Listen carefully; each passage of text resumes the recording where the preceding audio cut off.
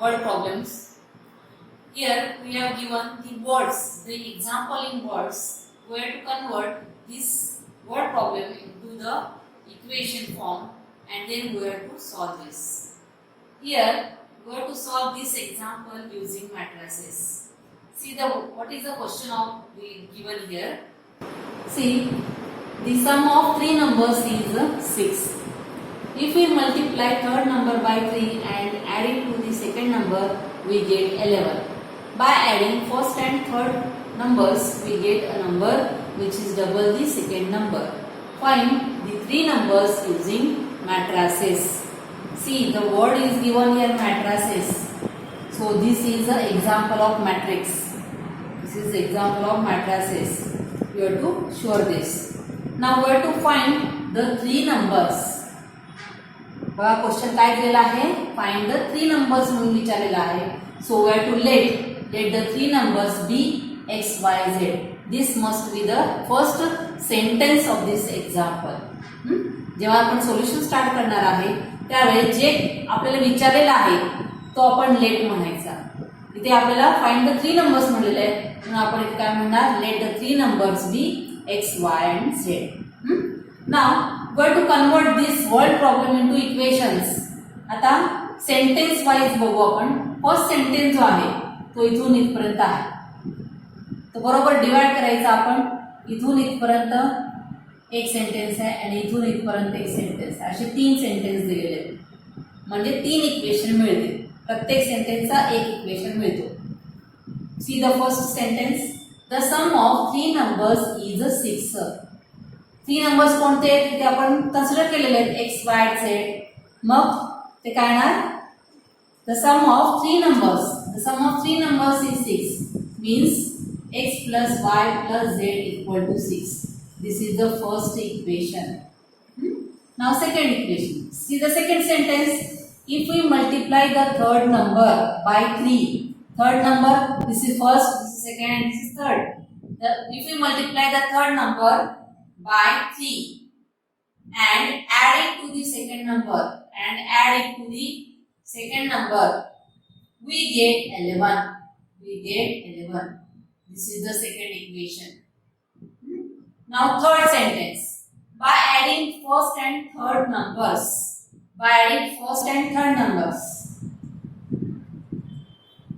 we get a number which is double the second number.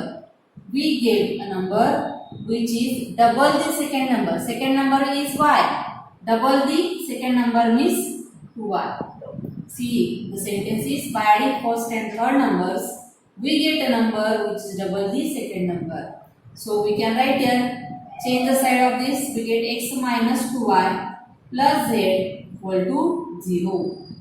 This is the third equation. Now see, there are three equations. First is x plus y plus z equal to 6, y plus 3z equal to 11 and third is x minus 2y plus z equal to 0. म्हणजे इथे आपण हे जे word problem दिलेलं होतं त्याचं आपण equation मध्ये लिहून घेतलं.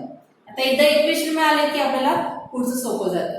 पुढची स्टेप जी आहे, आपल्याला इक्वेशन या अगोदरच्या एक्झाम्पल मध्ये इक्वेशन दिलेलं होतं त्यावरून आपण x y z चे जे व्हॅल्यूज काढलेले आहेत त्यानुसार ते सॉल्व्ह करायचं.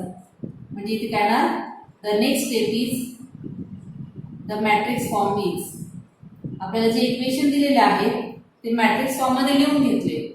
मग लिहून घेताना कसं लिहून घेतो आपण, पहिल्या मॅट्रिक्स मध्ये कोएफिशियंट्स येणार, दुसऱ्या मॅट्रिक्स मध्ये ज्याची व्हॅल्यूज काढायचे ते येणार आणि इक्वल टू लिहून जे कॉन्स्टंट व्हॅल्यूज आहेत ते येणार. असं आपण या अगोदर पाहिलेलं आहे.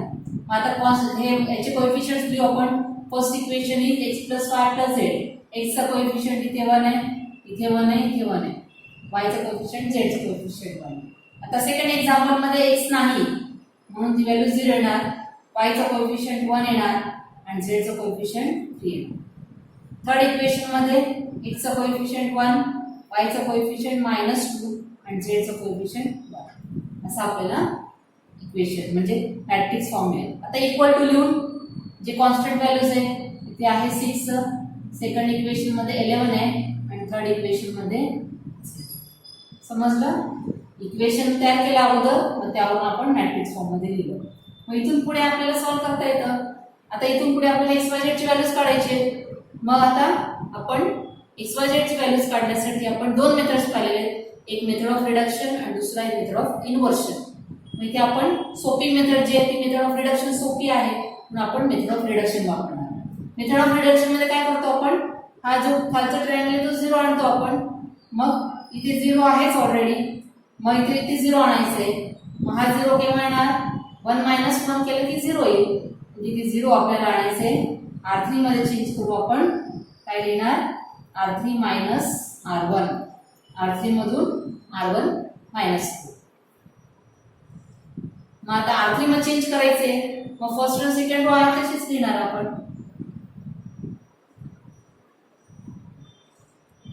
1 - 1 येणार 0, -2 - 1 that is -3. 1 - 1 0. X by Z as it is equal to R1 R2 as it is R3. 0 - 6. 0 - 6 is -6. Subtraction बाजूला करायचे म्हणजे चुकणार नाही आपला. मग आता इथे 0 आता आणायची गरज नाही, कारण का इथे 0 आहे. जर आपण मल्टिप्लाय केलं तर फक्त एकच व्हॅल्यू मिळते आपल्याला. म्हणजे पुढची स्टेप करायची गरज नाही की आपण इथे सगळं 0 आणायला पाहिजे. ते 0 आहे, आपण डायरेक्ट मल्टिप्लिकेशन घेऊ शकतो. आता मल्टिप्लिकेशन घेताना कसं करतो आपण, या दोन मॅट्रिक्सचं multiplication row and column. First मॅट्रिक्सचा रो, दुसऱ्या मॅट्रिक्सचा कॉलम. मग काय येणार ते, first element to this first element 1 × x is x plus 1 × y is 1 plus 1 × z is z equal to this first row 6. Then this is the first equation we get. Now multiply this second row. 0 × x is 0, 1 × y is y plus 3 × z, it is a 3z equal to this 11. This is the next equation. Now third row by असा केला आपण multiplication row two column. इथे काय येणार, 0 × x is 0, -3 × y is -3y plus 0 × z is 0 equal to -6. बघा असे तीन equation मिळाले आपल्याला. मग इथे 3y -3y equal to -6. यावरून y ची व्हॅल्यू काढता येईल. It is -6 upon -3. So we get y is equal to division केलं तर काय येणार, -6 upon -6 इज +2. आता y ची व्हॅल्यू मिळाली. या y ची व्हॅल्यू आपण इक्वेशन 5 मध्ये ठेवू. देयरफॉर इक्वेशन 5 बिकम्स, y ची व्हॅल्यू ठेवली 2 + 3z equal to 11. So 3z is equal to 11 - 2 that is 9. Z is equal to 9 upon 3 that is we get z is equal to 3. आता y मिळाला, z मिळाला, फक्त x काढायचे. Therefore we write here equation 4 becomes x plus y is 2, z is 3 equal to 6. So x plus 5 equal to 6. So we get x is equal to 6 - 5 that is 1. So we get value of x as 1. We get all three values. So we have to write the answer here. The काय आपल्याला विचारलेलं होतं, find the 3 numbers म्हणलेले. Answer येणार the 3 numbers R. कोणते numbers मिळाले आपल्याला, x means 1, y is 2 and z is this is the required answer. बघा simple आहे, 4 मार्काचा एक्झाम्पल आहे. परीक्षेला कंपल्सरी विचारलेलं असतं. एक जो आहे आपण जे अगोदर पाहिले इक्वेशन्स किंवा हे वर्डिंग प्रॉब्लेम यापैकी एक एक्झाम्पल परीक्षेला 4 मार्कासाठी विचारतात. आता इथे मार्किंग स्कीम कशी आहे, 4 मार्क कसे मिळू शकतात, यामध्ये कुठे कुठे मार्क दिलेले असतात. तर पहिले जे आपण इक्वेशन काढणार आहे, ही जी इक्वेशन काढतो आपण त्यालाच 1 मार्क मिळतात इक्वेशन काढल्यावर. त्यानंतर मॅट्रिक्समध्ये लिहिलं हे बरोबर आलं तर इथे 1 मार्क मिळतो. त्यानंतर इक्वेशन जर आपण हे रिडक्शन मेथड सॉल्व केला आणि इक्वेशन मिळाली तर इथपर्यंत जर सॉल्व केला आपण करेक्ट आला तर इथे 1 मार्क मिळतो. आणि शेवटचा आन्सर जर बरोबर आला तर इथे असं 4 मार्क डिस्ट्रीब्यूट झालेला आहे. तर यामध्ये बघा, म्हणजे आपल्याला क्वेश्चन नीट वाचावं लागेल. क्वेश्चन नीट वाचलं तर आपल्याला इक्वेशन्स व्यवस्थित लिहिता येतात. इक्वेशन जर करेक्ट असेल तर आपलं पुढचा आन्सर बरोबर येणार. त्यामुळे इक्वेशन बरोबर आले पाहिजे आणि इक्वेशन बरोबर असेल तर 1 मार्क मिळणारच आहे. आणि इक्वेशन वरून आपण मॅट्रिक्स फॉर्म मध्ये लिहिणार म्हणून हा सुद्धा मार्क मिळू शकतो आपल्याला. म्हणजे ते पुढचं जरी चुकलं तुमचं किंवा पुढचं नाही काढता नाही आलं, तुम्हाला करता आलं नाही तरी तुम्हाला एवढं जर लिहिलं तर तुम्हाला 2 मार्क यामध्ये मिळतात. 4 पैकी 2 मार्क काही न करता तुम्हाला मिळू शकतात. एवढं सिंपल आहे. फक्त इथे आपल्याला कन्व्हर्शन करावं लागेल word problem into mathematical equations मध्ये. बघा पुन्हा एकदा मी सांगते. पहिला सेंटेन्स जो आहे the sum of 3 numbers is 6. त्यामुळे काय येणार x + y + z = 6. जे आपल्याला काढायचं होतं ते आपण लेट म्हणलेलं आहे xyz. त्यानंतर सेकंड सेंटेन्स आहे if you multiply third number by 3 and then add it to the second number we get 11. And third sentence is by adding first and third numbers.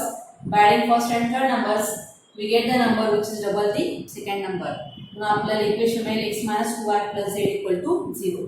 असे 3 इक्वेशन मिळतात. या इक्वेशनवरून आपल्याला matrix form लिहिता येईल. इथे चुकायचं नाही. इथे चूक काय करतात मुलं, इथे एकतर इक्वल टू साइन कुठेच देत नाही किंवा इक्वल टू साइन इथे देतात. अशा चुका करू नका, कारण हे हातचे आपल्या स्वतःचे हातचे मार्क आहेत ते घालवायचे नाहीत. म्हणून लिहिताना केअरफुली लिहायचा. हे इंटू येणार आणि हे इथे इक्वल टू येणार, हे विसरायचं नाही. त्यानंतर या मॅट्रिक्सचं कन्व्हर्शन आपल्याला इथे लो ट्रायंग्युलर मॅट्रिक्स मध्ये केलं आपण तर काय येणार, इथे 0 आणायचं आहे म्हणून काय येणार r3 - r1 केलं, इथे 0 मिळाला. पुढे करायची आवश्यकता नाही कारण इथे दोन्ही 0 आहेत. त्यामुळे हे एकच व्हॅल्यू आपल्याला काढता येईल. म्हणून काय केलं, आता इथे मल्टिप्लिकेशन केलं या 2 मॅट्रिक्सचा, रो आणि याचा कॉलम या अगोदर पण केलेले आहे. त्यानुसार जर केलं आपण तर आपल्याला असे 3 इक्वेशन मिळतात. या 3 इक्वेशनवरून तिसऱ्या इक्वेशनवरून y ची व्हॅल्यू मिळेल. या y ची व्हॅल्यू याच्यामध्ये ठेवलं तर आपल्याला z मिळेल. y आणि z ची व्हॅल्यू या इक्वेशनमध्ये ठेवलं तर आपल्याला x ची व्हॅल्यू मिळेल. असं आपल्याला x, y आणि z ची व्हॅल्यूज काढता येतील. त्यावरून आपल्याला आन्सर, शेवटी आन्सर लिहिणं महत्त्वाचं आहे. मग आन्सर काय लिहिणार आपण, the 3 numbers are 1, 2, 3. So this is all about the solving this equation using matrices. Matrix वापरून आपल्याला वर्ड प्रॉब्लेम्स सॉल्व्ह करता येईल. हे डे टू डे लाईफचे एक्झाम्पल आहेत. म्हणजे आपल्याला मॅट्रिक्सचा उपयोग कुठे कुठे आपण करू शकतो. हेच एक्झाम्पल आपण डिटर्मिनंटमध्ये पण सॉल्व्ह केलेला होता, पण इथे आपल्याला मेन्शन केलेलं आहे 12वीला मॅट्रिक्स वापरून आपल्याला सॉल्व्ह करायचं आहे. म्हणून आपण मॅट्रिक्स वापरून आपण इक्वेशन सॉल्व्ह केलेले आहे. So this is all about the application of matrices.